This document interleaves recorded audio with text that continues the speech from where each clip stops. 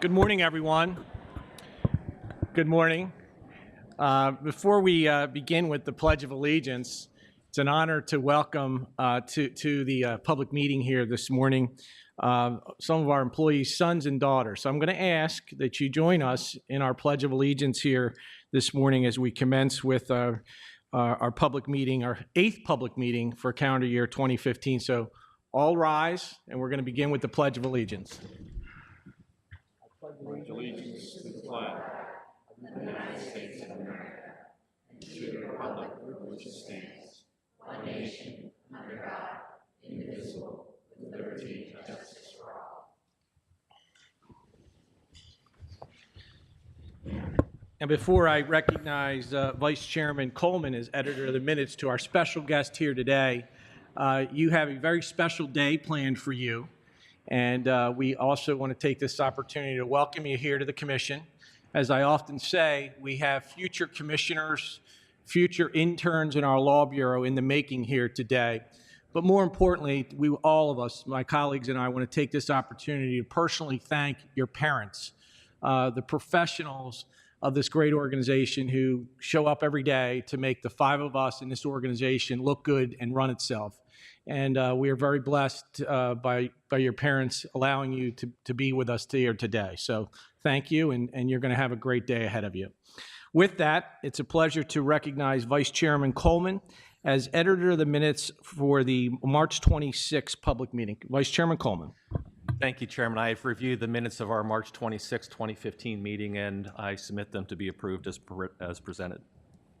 I second that. Thank you, Commissioner Cawley. Any discussion? Any objections? Hearing none, the minutes are approved as submitted. It's a pleasure to welcome to the podium to commence with our public meeting agenda items here this morning, Ms. Cheryl Walker-Davis. Good morning, Cheryl. Good morning, Mr. Chairman. Good morning, Commissioners. Good morning. May it please this honorable commission, on behalf of your various offices and bureaus, we present for your consideration and disposition the following agenda items, commencing this morning with matters on behalf of the Bureau of Audits. It is recommended that the commission adopt the items on page 1, commencing with the recommendation involving the PECO Energy Company Electric Division's Universal Service Fund charge for the 12-month periods ending in December of 2009, December 2010, December 2011, and December 2012, through and including the recommendation involving the PPL Electric Utilities Corporation Stratified Management and Operations Audit. So moved. Second. Any discussion? Any objections? Hearing none, the motion passes unanimously. On page 2 of the agenda, on behalf of the Bureau of Consumer Services, it is recommended that the Commission adopt the recommendation with regard to the National Fuel Gas Distribution Corporation's second revised compliance filing involving its Universal Service Energy Conservation Plan. So moved. Second. Any discussion? Any objections? Hearing none, the motion passes unanimously. On behalf of the Office of Competitive Market Oversight, on page 3 of the public meeting agenda, it is recommended that the Commission adopt the first agenda with regard to the applicability of the Commission's residential marketing regulations and the appropriate sales verification procedures to apply when engaging in door-to-door marketing activity with agents using tablet computers. So moved. Second. Any discussion?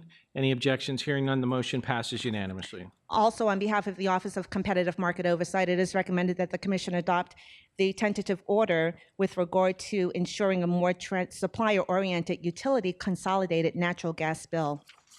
So moved. Second. Any discussion? Any objections? Hearing none, the motion passes unanimously.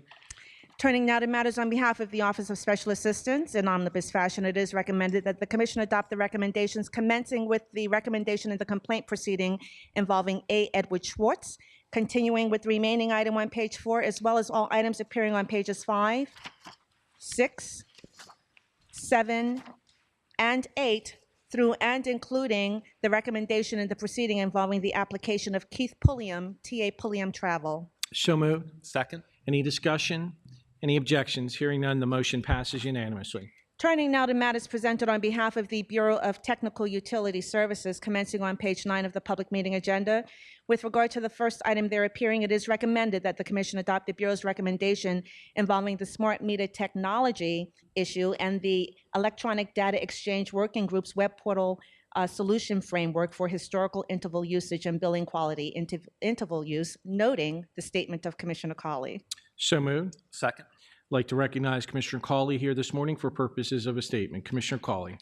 Thank you, Chairman. I ask that it be placed on the record as if I had read it in its entirety. This is a proposed tentative order resulting from recommendations provided by the Electronic Data Exchange Working Group regarding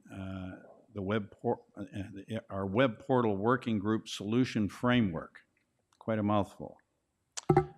I support these efforts after going to the expense of having advanced meters installed throughout much of Pennsylvania. I believe that it's absolutely critical that we empower and fully enable customers to share their meter data efficiently with their designated agents. And those agents could be electric generation suppliers or curtailment service providers or other energy management or distributed generation or renewable energy firms. Without the efficient, with an emphasis on efficient sharing of this data, the investment of all of these advanced meters would be wasted. That would be a shame because we are a leader in the Northeast in energy choice and installing smart meters and in developing standards for sharing this interval data. So with the full implementation of advanced metering implementation, I believe that we should take the next step in this evolution and bring the benefits to all customers, not just to large commercial and industrial customers. So in this tentative order, I would like a number of questions addressed by those who comment on our proposed order. And they are listed in my motion.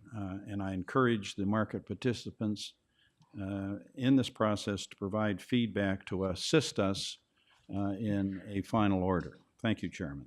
Thank you, Commissioner Cawley. Any further discussion? Any objections? Hearing none, the motion passes unanimously, noting Commissioner Cawley's statement. It is recommended that the Commission adopt the Bureau of Technical Utility Services recommendation in the proceeding involving the implementation of the FCC order appearing in the middle of page 9, as well as the next two items through and including the recommendation in the application proceeding involving A Vital Response, Inc. So moved. Second. Any discussion? Any objections? Hearing none, the motion passes unanimously. With regard to the proceeding involving the application of Momentum Telecommunications, Inc.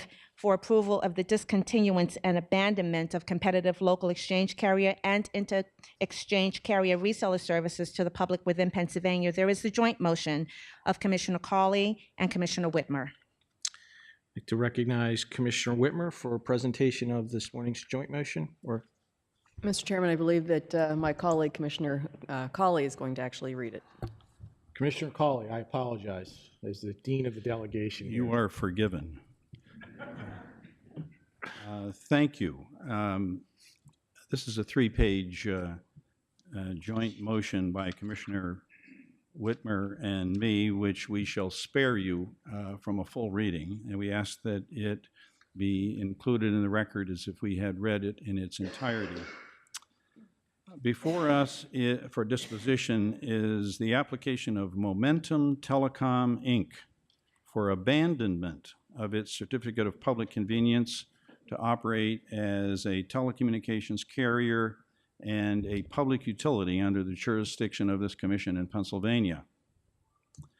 Following an in-depth review of the company's abandonment application, the responses that were provided to an inquiry from our commission staff, the commission's September 2008 order that originally certified Momentum Telecom as a competitive local exchange carrier and inter-exchange long-distance services reseller, and other relevant information, it is obvious that the company simply intends to abandon its certificate, but not the provision of services that it is authorized to render in accordance with its intrastate tariffs.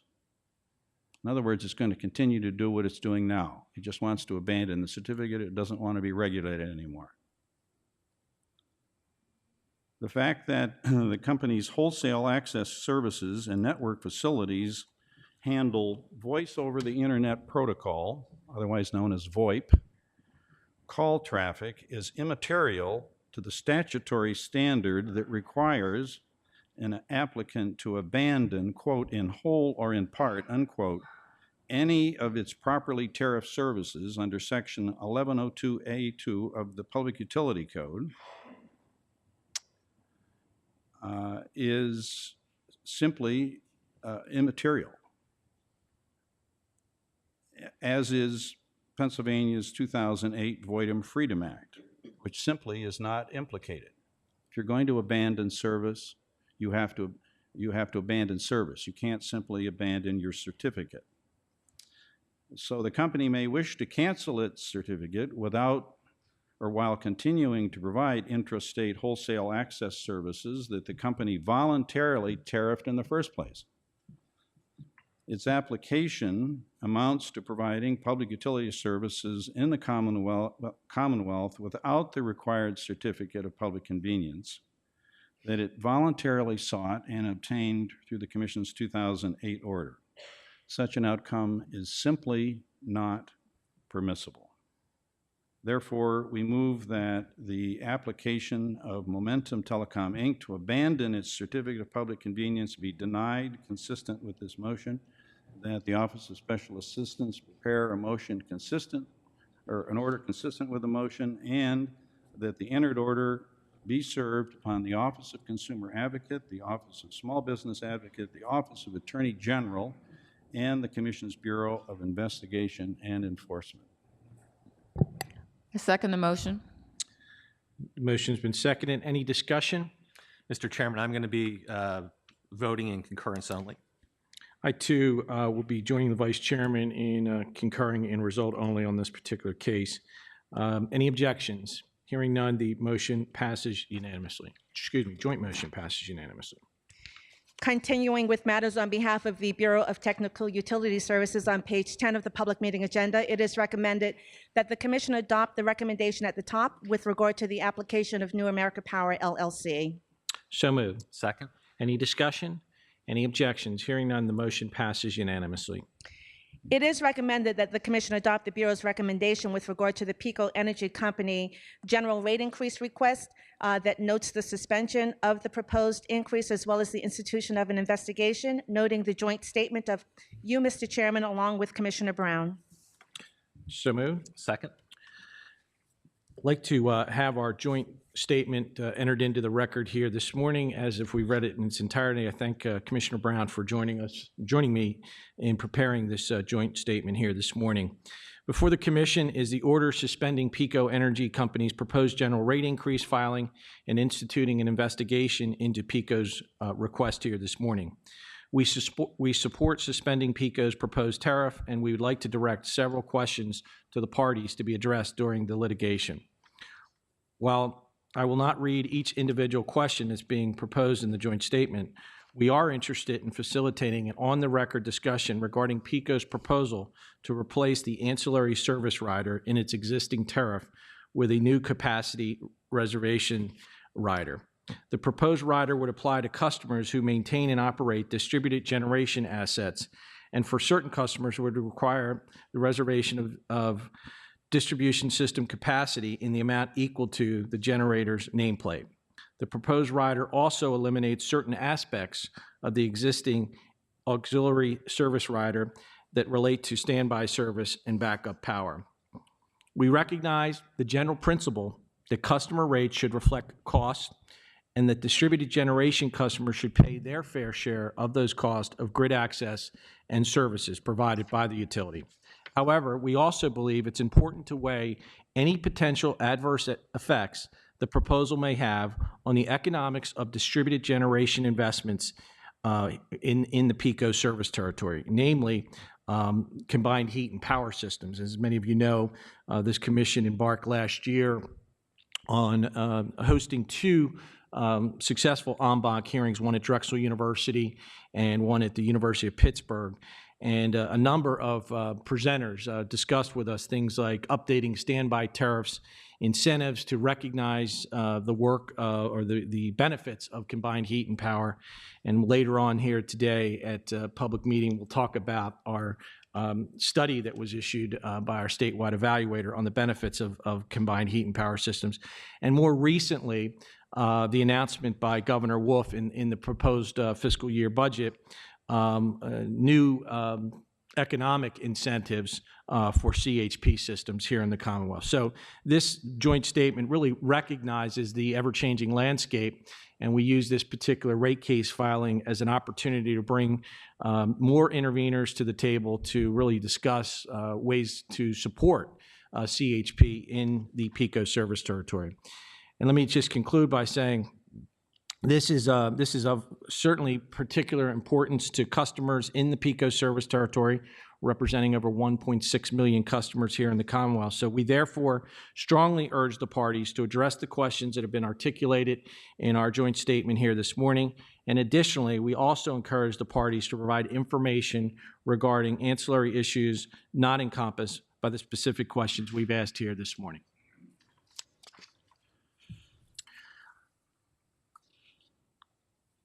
Any further discussion? Any objections?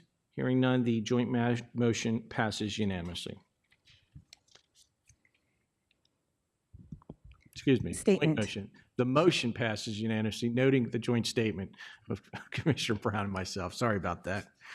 Continuing with the presentation of agenda items, it is recommended that the Commission adopt in omnibus fashion the recommendations, commencing with the recommendation at the bottom of page 10, which notes the suspension of PPL Electric Utilities Corporation's general rate increase request and the initiation of an investigation thereof, continuing with all of the items on pages 11 and the first 4 items on page 12 through and including the recommendation with regard to Monroe County's 911 contribution rate. So moved. Second. Any discussion? Any objections? Hearing none, the motion passes unanimously.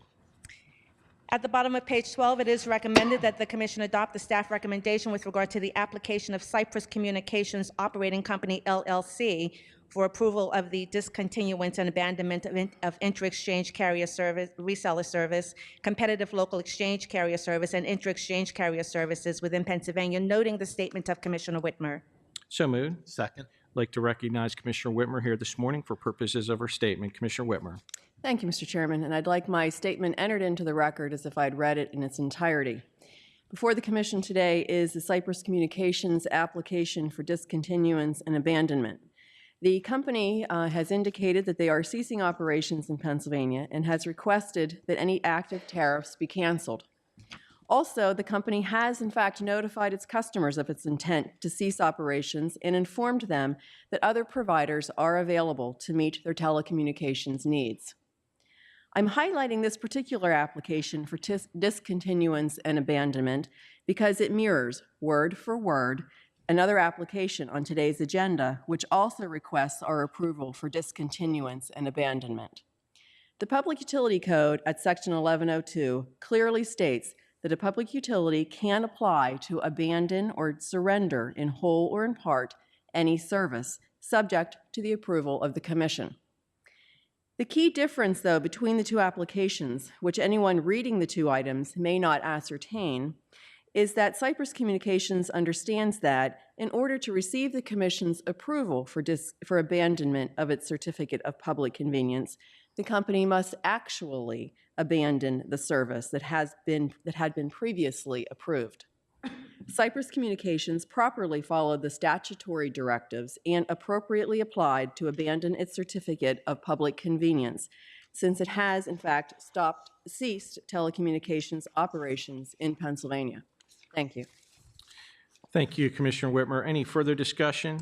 Any objections? Hearing none, the motion passes unanimously. Turning now to matters presented on behalf of the Law Bureau, it should be noted that the first item at the top of page 13, pertaining to the petition for declaratory order involving the Borough of Phoenixville, has been withdrawn by the Bureau. It is recommended that the Commission adopt the Law Bureau's recommendation to adopt a proposed advance notice of final rulemaking order with regard to certain clarifications and revisions to the net metering, interconnection, and compliance provisions of the Alternative Energy Portfolio Standards Act, noting the statement of Commissioner Cawley. So moved. Second. I'd like to recognize Commissioner Cawley for purposes of a statement. Commissioner Cawley. Thank you, Chairman. Again, I ask that the entire motion be included in the record as if I had read all of it. I wish to draw particular attention in this advanced notice of final rulemaking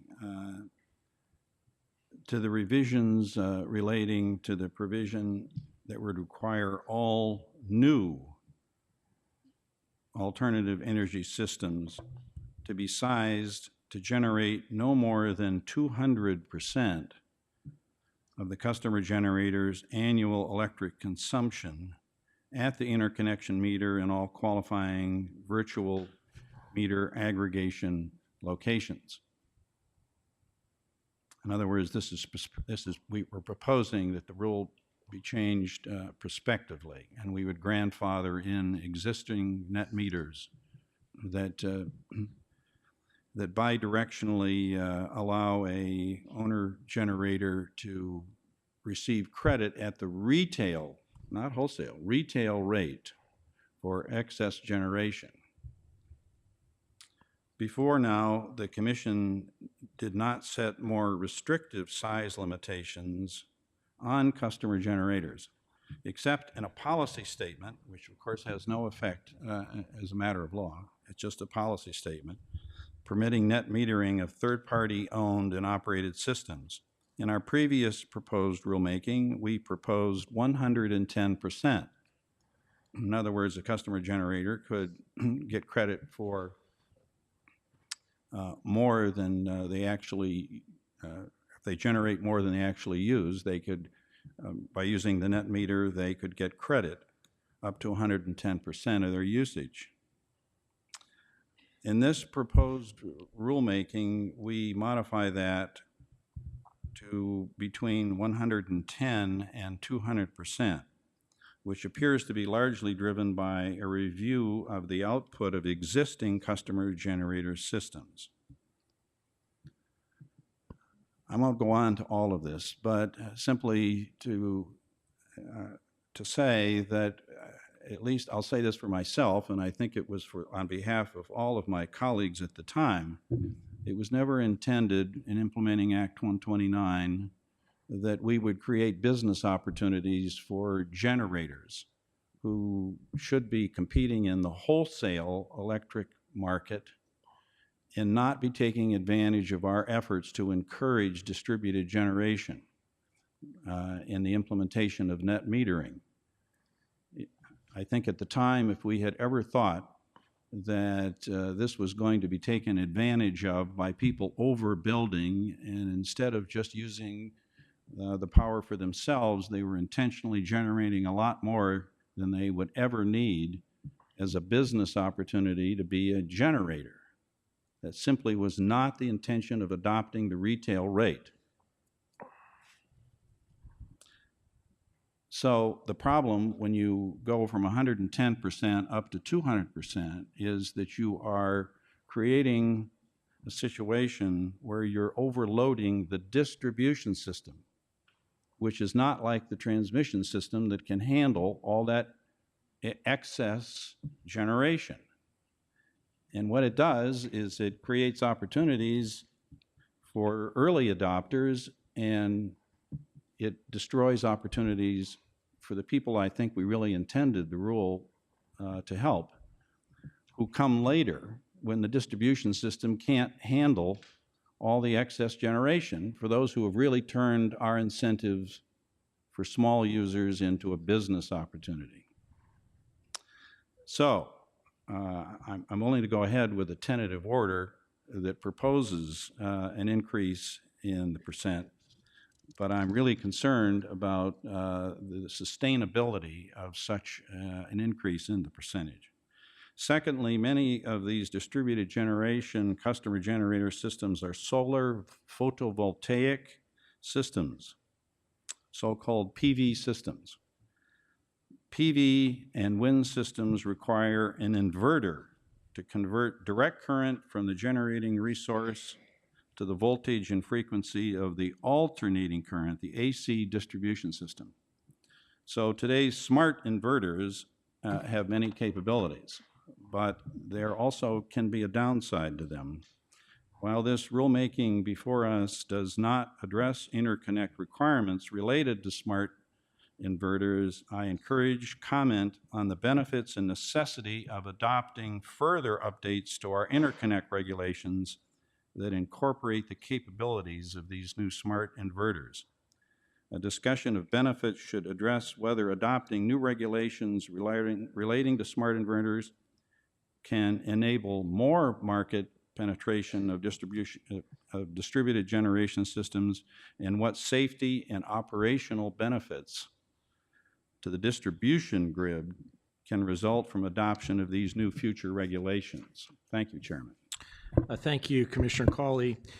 I would like to take this opportunity to first commend our working group that helped put together today's tentative order. And as you note at the bottom of the case docket here, it's revised to receive more public comment. One of the things I'm very proud of this work product as it was being developed is the outreach that this commission did with the Pennsylvania agricultural community in recognizing the benefits of biodigesters. And I don't want to go on to get too deep into the weeds on this, but for those of you and our youngsters out there, we are part of the Chesapeake Bay watershed. And Pennsylvania is basically responsible for 40% of the nitrates and phosphates that run into the Chesapeake Bay watershed. Simply put, we are probably the one next to New York, the single highest polluter of the Chesapeake Bay watershed.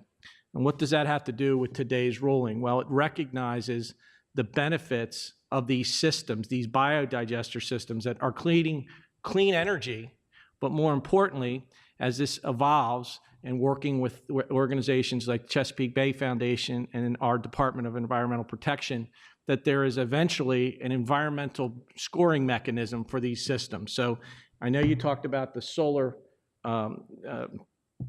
development. The 200%, I think, is fair to say, is a target that was reviewed in looking at the Mid-Atlantic Corridor, and I think the state of Maryland has a 200% target in their AEPS net metering standard. So again, I just want to stress here this morning that we are seeking additional public comment, but more importantly, I think the staff and the work product that they've put in front of us have really listened to the outside interest. And I know, Commissioner Brown, you joined me in a few meetings as we've talked about this issue. And again, we are anxious to see some additional public comment. But again, I'd be remiss here this morning in not thanking Darren Gill and Chris Brown and others who helped work on this morning. So thank you. Are there any objections? Hearing none, the motion passes unanimously, noting Commissioner Cawley's statement. With regard to the implementation of Act 155 of 2014 and the cost recovery associated with the oversight of natural gas suppliers and electric generation suppliers, as well as the Commission's collection of fees associated with the Federal Unified Carrier Registration Act, there is the joint motion that you have, Mr. Chairman, with Commissioner Brown. I'd like to recognize Commissioner Brown for purposes of the joint motion here this morning. Commissioner Brown. Thank you. I am honored to be joining the chairman to offer this joint motion. This is truly a reflection of all the hard work that has been put in by staff, and in particular, I just want to note the hard work by my staff person, Matt Worth, and also by Rick Hall in the chairman's office. I will not read the entire motion, but I will offer the entire motion for the record and just summarize it for you. Before the Commission is the final implementation order of Act 155 of 2014. The order establishes the method by which the Commission may calculate NGS and EGS fees. Act 155 mandates these fees to be designed on a reasonable cost basis and that these fees be related to the oversight of NGSs and EGSs. Upon the review of the record in this proceeding, we are convinced that the Commission's tentative order for the calculation of indirect costs requires modification to meet these statutory requirements. Our tentative order calculated indirect costs strictly based off of the intrastate revenues of NGSs and EGSs. The proposal currently before the Commission does not meet the cost causation relationship that is clearly required by Act 155. Increases in NGS and EGS revenues do not inherently mean the Commission will experience an increase in responsibilities and tasks related to these type of firms. To that end, we propose that indirect costs be calculated by multiplying the ratio of supplier direct costs to total Commission direct costs by the total Commission indirect costs. The total pool of indirect costs for the respective industries would then be allocated among individual suppliers based on interstate revenues as proposed in the tentative order. Under this formula, the indirect cost component will correlate with the direct time spent by Commission staff on supplier activities, thus making our proposal compliant with the language of the Act. Therefore, we move that the Law Bureau prepare a final implementation order that is consistent with this joint motion. Thank you. Second. Any discussion? Any objections? Hearing none, the joint motion passes unanimously. And turning to page 14, on behalf of the Law Bureau, it is recommended that the Commission adopt the staff recommendation with regard to the Razier PA LLC petition for waiver of the 6-month delay involving the change in model years between 8 and 10. So moved. Second. Any discussion? Any objections? Hearing none, the motion passes unanimously. Turning now to matters on behalf of the Office of Administrative Law Judge. With regard to the first matter pertaining to the complaint proceeding involving Obioma Iro Nwokioku versus the Philadelphia Gas Works, there's the statement of Commissioner Brown. So moved. Second. I'd like to recognize Commissioner Brown here this morning for purposes of her statement. Commissioner Brown. I would just like to say that I'm not going to read my statement because I think you guys have heard me say this time and time again as it relates to the municipal lien program in Philadelphia. So I will just submit my comments for the record. Thank you, Commissioner Brown. And I would associate myself with your statement. As I read this particular case, I noticed that the complainant had issues in terms of being notified about the program. So one of my takeaways in this case is that PGW continues to do outreach to landlord tenants across the city of Philadelphia so the customers are aware of their obligations in signing up for this program. Are there any further discussions on this case? Any objections? Hearing none, the motion passes unanimously, noting Commissioner Brown's statement. And it is recommended that the Commission adopt ALJ Caldwell's recommended decision in the proceeding involving PPL's application involving the siting and construction of a North Lancaster-Honeybrook line, as well as ALJ Salapa's initial decision involving the complaint proceeding of Rosemary Ferguson versus Penn Power and Ethical Electric. So moved. Second. Any discussion? Any objections? Hearing none, the motion passes unanimously. Mr. Chairman and Commissioners, that does conclude the presentation of public meeting items. Thank you. I know we have a couple items to come before the commission before we adjourn here this morning. First, I want to recognize the efforts of our Act 129 distributed generation study that was conducted by our statewide evaluator earlier this week. It was released. And in particular, I'm excited by the study's identification of CHP. I know my colleagues join us in recognizing the great news behind the statewide evaluator's potential study around distributed generation. I also think it's important that we recognize again the groundwork that has been laid around this issue dating back to May of last year at Drexel University, and in October of 2014, the hearing we had at the University of Pittsburgh. Thanks to my colleague, Commissioner Brown, a proud alumnus. As we found in those proceedings, panelists and presenters highlighted numerous benefits and applications of CHP in Pennsylvania in the commercial and industrial space. As discussed in the study that was presented earlier this week, the Commonwealth can capture approximately $36 million in net benefits and a total resource cost ratio of 1.2 by securing the volume of base achievable CHP potential here in the Commonwealth. Not to mention the fact of resiliency benefits and in terms of recognition of CO2 emission reductions and greater energy security. I should note here that the state of New Jersey, post-Hurricane Sandy, has now put together a grid resiliency bank, and a number of the new projects that President Moroz in New Jersey has shared with me seem to be focused in and around the development of CHP in the Garden State. The Philadelphia region in particular presents great potential as outlined in our joint statement here this morning, with approximately $17 million of achievable net benefits, $17 million of achievable benefits and $36 million in net benefits possible under the base achievable potential scenario in the PECO service territory. So I just want to recognize these resources and the tremendous value that they provide to Pennsylvania utility customers, and more importantly, the collaboration that needs to take place not only on the development side of these systems, but more importantly, the work that needs to be done with our utilities and upgrading standby tariffs.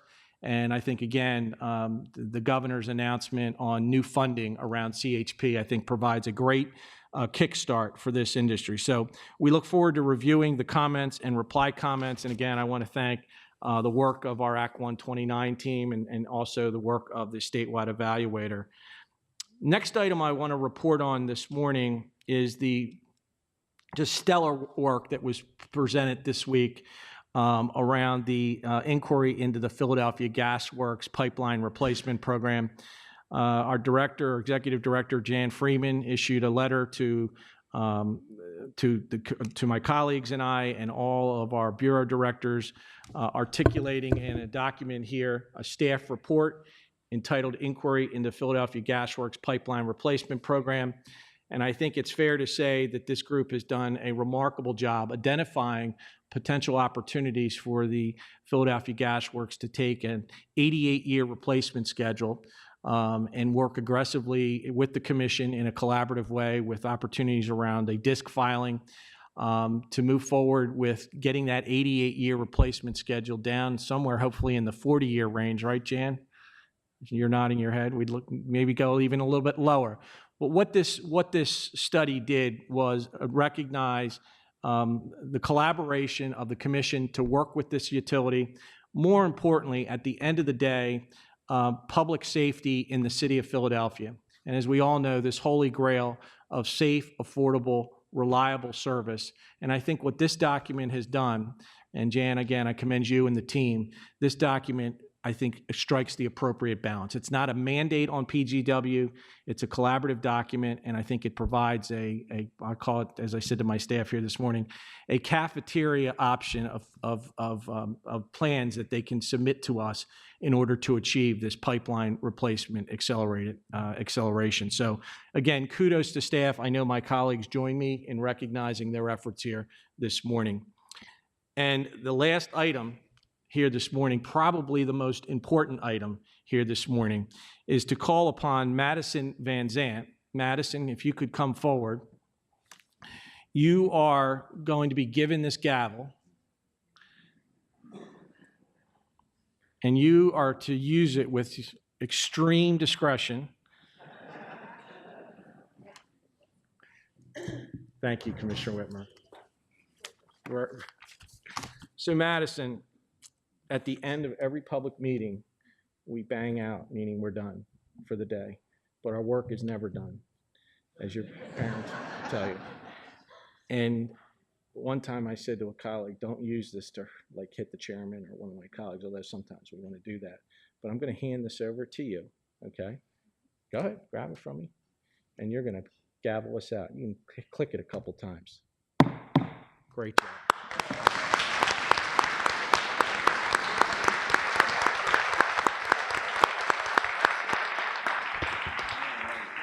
So I would ask my colleagues, we want to do a quick photo with our future commissioner group. And Cindy, I see you got the camera, so we'll join you out front. Thank you, everyone.